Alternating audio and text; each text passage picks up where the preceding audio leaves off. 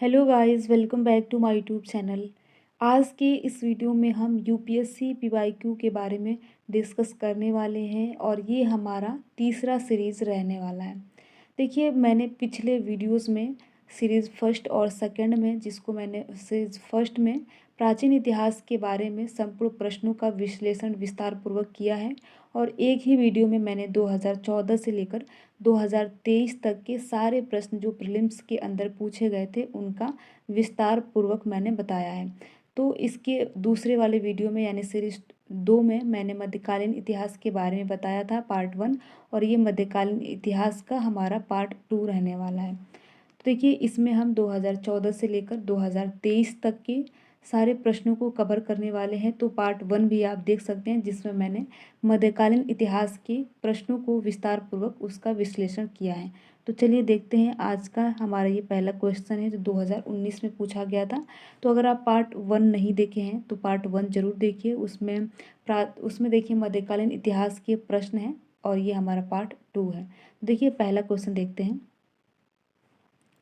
मुगल भारत के संदर्भ में जागीरदार और जमींदार के बीच क्या अंतर है। इसमें देखिए, जागीरदार और जमींदार के बीच अगर आपको अंतर पता है तो आप ये इस क्वेश्चन को कर जाएंगे। ठीक है, तो यहाँ पर हम देख लेते हैं। पहला हमारा ऑप्शन है एक, देख लेते हैं। जागीरदारों के पास न्यायिक और पुलिस दायित्वों के एवज में भूमि आवंटनों का अधिकार होता था, जबकि जमींदारों के पास राजस्व अधिकार होते थे तथा उन पर राजस्व उगाही को छोड़कर अन्य कोई दायित्व पूरा करने की बाध्यता नहीं होती थी। ऑप्शन 2 है, दूसरा कथन है। जागीरदारों को दिए गए भूमि आवंटन वंशानुगत होते थे और जमींदारों के राजस्व अधिकार वंशानुगत नहीं होते थे। तो देखिए, इसमें आप यहाँ पर देख सकते हैं कि जमींदारों के राजस्व अधिकार वंशानुगत नहीं होते थे, तो ये बिल्कुल गलत है। देखिए, अगर हम सीधे तौर पर बात करें कि जागीरदार और जमींदार में क्या अंतर है, तो देखिए, जमींदार और जागीरदार जो है वो मुगल काल में प्रयोग किए गए थे। और देखिए, जागीरदार और जमींदार में मुख्य अंतर ये है कि जागीरदार जो है वो हस्तांतरित होती रहती थी जागीरदार, ठीक है, जबकि जमींदारी प्रथा जो है वो अस्थाई और उस पर पुश्तैनी हक होता था। तो इस हिसाब से ये दोनों क्वेश्चन जो हैं ये ऑप्शन गलत हैं। तो हमारा ऑप्शन डी सही हो जाएगा, न 1 और न 2। देखिए, जागीरदार प्रथा जो है वो अकबर के शासनकाल में इसकी नींव पड़ी थी। तो इस प्रकार से आप याद रख सकते हैं कि जागीरदारी प्रथा का जो नींव है वो अकबर के शासनकाल में प्रारंभ हुई थी। और जागीरदारी देखिए हस्तांतरित होती रहती थी, जबकि जमींदारी जो है वो पुश्तैनी हक हुआ करती थी। ठीक है, अगला क्वेश्चन देखिए, हमारा ये दूसरा प्रश्न जो 2019 में पूछा गया है। निम्नलिखित कथनों पर विचार कीजिए। पहला कथन है, ठीक है, पहला कथन है दिल्ली सल्तनत के राजस्व प्रशासन में राजस्व वसूली के प्रभावी को आमिल कहा जाता था। दूसरा कथन है दिल्ली के सुल्तानों की इक्ता प्रणाली एक देसी संस्था होती थी। ठीक है, ऑप्शन तीसरा है मीर बख्शी का पद दिल्ली के खलजी सुल्तानों के शासन काल में अस्तित्व में आया था। तो इसमें देखिए, इनका प्रयोग कर कर हमको बताना है, 4 ऑप्शन दिए गए, हमको बताना है कि कौन सा सही है।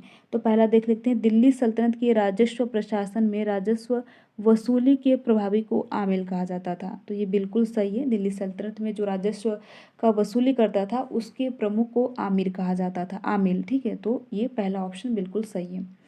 दूसरा देख लेते हैं, दिल्ली के सुल्तानों की इक्ता प्रणाली एक प्राचीन देशी संस्था थी। देखिए, देशी नहीं थी, ये विदेशी संस्था थी जो पारस में ईरान के क्षेत्र में प्रारंभ हुई थी। तो इस प्रकार से हमारा दूसरा ऑप्शन नहीं होगा। देखिए, ये नहीं होगा, ये नहीं होगा, बचा एक और सी। तो ए और सी। तो देख लेते हैं तीसरा, मीर बख्शी का पद दिल्ली के खलजी सुल्तानों के शासनकाल में अस्तित्व में आया था। ये भी गलत है, इससे पहले भी अस्तित्व में था। तो इस प्रकार से देखिए, हमारा केवल ऑप्शन ए सही हो जाएगा, यानी दिल्ली सल्तनत के राजस्व प्रशासन में राजस्व वसूली के प्रभावी को आमिल कहा जाता था। बिल्कुल सही है, तो पहला ऑप्शन सही है। अगला क्वेश्चन देखते हैं, निम्नलिखित कथनों पर विचार कीजिए। संत निम्बार्क अकबर के समकालीन थे। दूसरा कथन है संत कबीर शेख अहमद सरहिंदी से अत्यधिक प्रभावित थे। और निम्नलिखित में से कौन सा कथन सही है, इसमें बताना है कि कौन सा कथन है। देखिए, संत निबार्क जो है वो अकबर के समकालीन नहीं थे और संत कबीर जो है वो शेख अहमदी अहमद सरहिंदी से प्रभावित नहीं थे। तो इस प्रकार से ऑप्शन हमारा डी सही हो जाएगा, क्योंकि देखिए संत निम्बार्क जो है वो 13वीं शताब्दी में आए थे और द्वैत का प्रतिपादन जो है वो निम्बार्काचार्य ने किया था। तो इस प्रकार से आप याद रख सकते हैं, इसका हमारा डी ऑप्शन सही होगा। अगला क्वेश्चन यहाँ पर देख लेते हैं हम। मियां तानसेन के संदर्भ में निम्नलिखित में से कौन सा कथन सही नहीं है। इसमें आपको ध्यान देना है कि कौन सा कथन सही नहीं है। देखिए ये यूपीएससी प्रीलिम्स के 2019 में पूछा गया प्रश्न है, तो आप ईयर भी देखते रहिए, जिससे कि आपको आइडिया लगे कि किस वर्ष में किस प्रकार से प्रश्न पूछे गए हैं। ठीक है, तो पहला ऑप्शन देख लेते हैं, सम्राट अकबर द्वारा इन्हें दी गई उपाधि तानसेन थी। ठीक है, ऑप्शन बी देख लेते हैं, तानसेन ने हिंदू देवी देवताओं से संबंधित ध्रुवपदों की रचना की।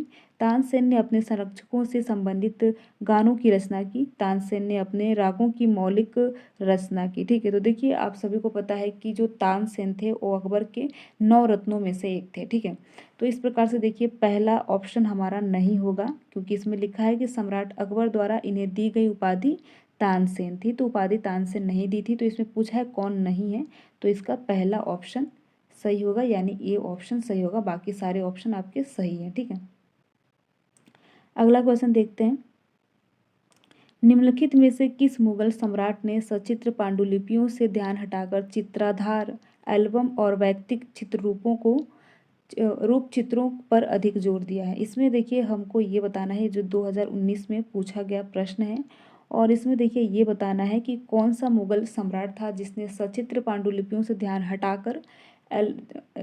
हटाकर रूप चित्रों पर अधिक ध्यान दिया। ठीक है, तो देखिए इसमें पहला ऑप्शन है हुमायूं, दूसरा है अकबर, तीसरा है जहांगीर और चौथा है शाहजहां। तो हमारा जो करेक्ट आंसर होगा केवल और केवल सी ऑप्शन होगा। जहांगीर जो है वो रूप चित्रों पर अधिक जोर दिया था, तो सी ऑप्शन सही होगा, जहांगीर। 2019 में पूछा गया प्रश्न है। अगला देखिए 2020 में पूछा गया प्रश्न है, भारत के इतिहास के संदर्भ में निम्नलिखित युग्मों पर विचार कीजिए। तो 3 युग्म दिए गए हैं और इनका बताना है कि कौन सा सही है। तो पहला है औरंग, जिसका यहाँ पर अर्थ दिया है राजकोष का प्रभावी। ठीक है, बेनियान ईस्ट इंडिया कंपनी का भारतीय एजेंट, मिरासीदार राज्य का नामित राजस्वदाता। तो देखिए यहाँ पर आप देख सकते हैं औरंग राजकोष का प्रभारी ये बिल्कुल गलत है। औरंग देखिए एक गोदाम हुआ करता था, फारसी शब्द है औरंग, जिसमें क्या होता था, एक यहाँ पर जो सामान जो है वो इकट्ठा होता था। इसमें औरंग में जो है जो एक गोदाम होता था और यहाँ पर सामान इकट्ठा किया जाता था। तो इस प्रकार से हमारा ये ऑप्शन नहीं होगा, तो जिसमें ए है आप उसको कट कर सकते हैं, बचा बी और सी। तो बेनियर ईस्ट इंडिया कंपनी का एक भारतीय एजेंट था, तो बिल्कुल सही है। और मिराशीदार जो है राज्य का नामित राजस्व दाता होता था, तो ये भी ऑप्शन सही है। तो इस प्रकार से हमारा केवल बी ऑप्शन सही होगा, 2 और 3। अगला क्वेश्चन देखते हैं, मध्यकालीन भारत के संदर्भ में निम्नलिखित में से कौन सा आकार की दृष्टि से आरोही क्रम में सही अनुक्रम है। इसमें आपको देखिए ध्यान देना है कि आकार की दृष्टि से पूछा है कि कौन सा आरोही क्रम में सही अनुक्रम है। तो देखिए पहला है परागना, उसके बाद सरकार, उसके बाद सुबह। बी ऑप्शन है सरकार परागना सुबह। ठीक है, सुबह। और सी है सुबह सरकार परगना, और डी है परगना सुबह सरकार। तो इसका जो करेक्ट आंसर है बिल्कुल ए सही है, यानी परगना का पहले आकार छोटा होता था, फिर उससे बड़ा सरकार का, फिर उससे बड़ा सुबह का। देखिए आकार की दृष्टि से पूछा है, तो ऑप्शन जो है वो केवल व केवल ए सही होगा। अब देखिए सुबह क्या होता था, सुबह के जो प्रमुख होते थे उनको सूबेदार कहा जाता था। और देखिए सरकार जो है प्रांतों को मिलाकर देखिए सरकार प्रांतों का विभाजन करके जो है वो सरकार होता था। प्रांतों का विभाजन सरकार में होता था। ठीक है, और सरकारों का विभाजन किस में होता था, तो सरकारों का विभाजन परगना में होता था। प्रांतों का विभाजन सरकार में होता था और सरकारों का विभाजन परगना में होता था।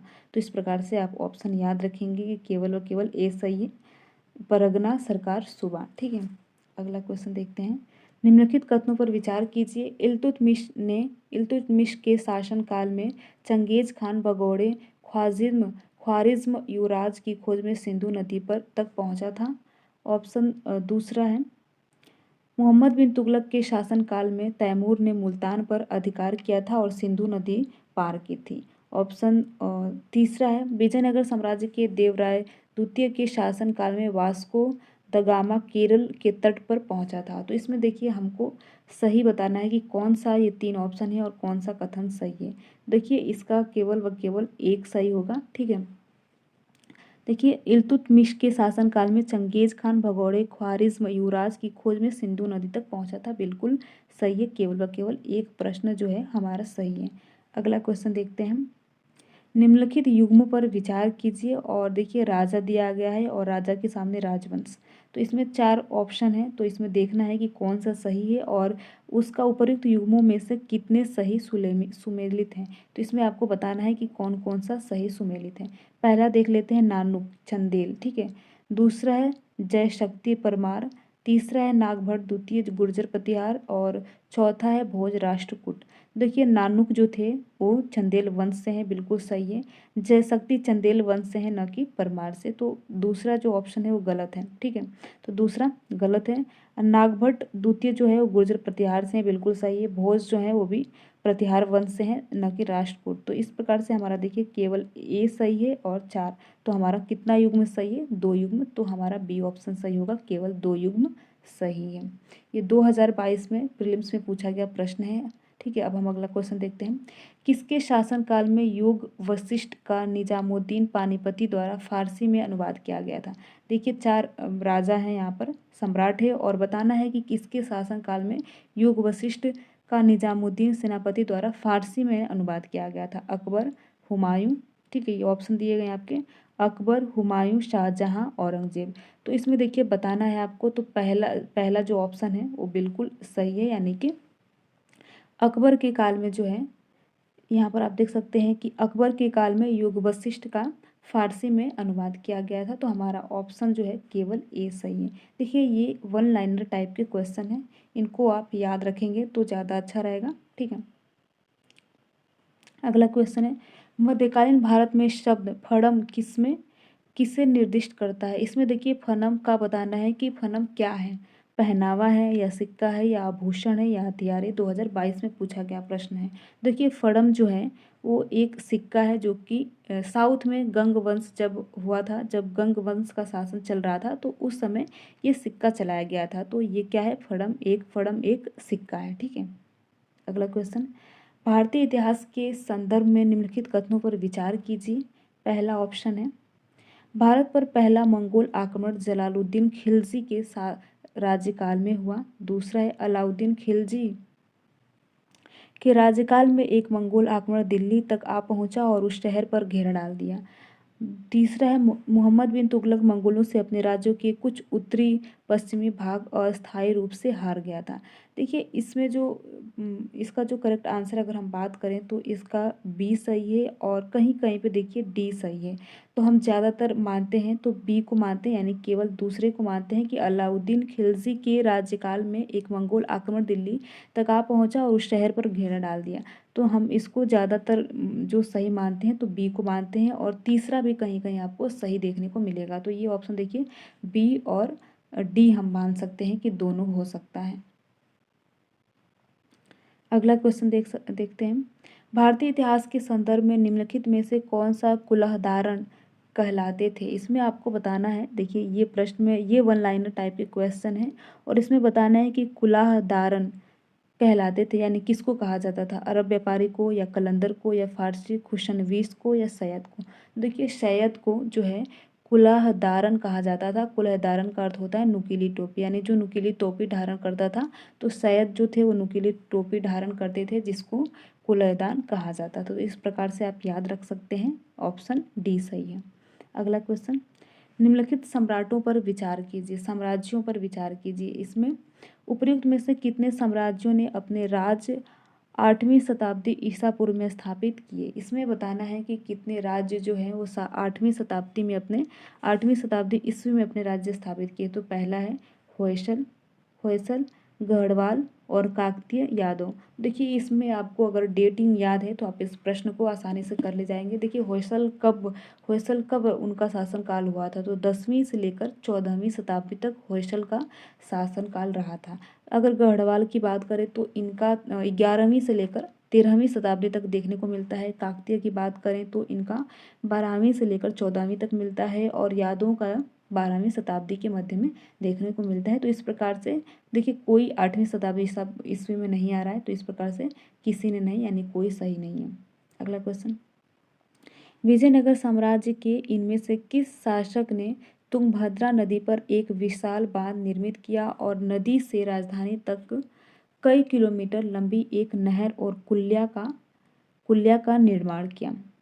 देखिए इसमें विजयनगर साम्राज्य के इनमें से किस एक शासक ने तुंगभद्रा नदी पर एक विशाल बांध निर्मित किया और नदी के राजधानी नगर तक कई किलोमीटर लंबी एक नहर और कुल्यादान निर्माण कराया?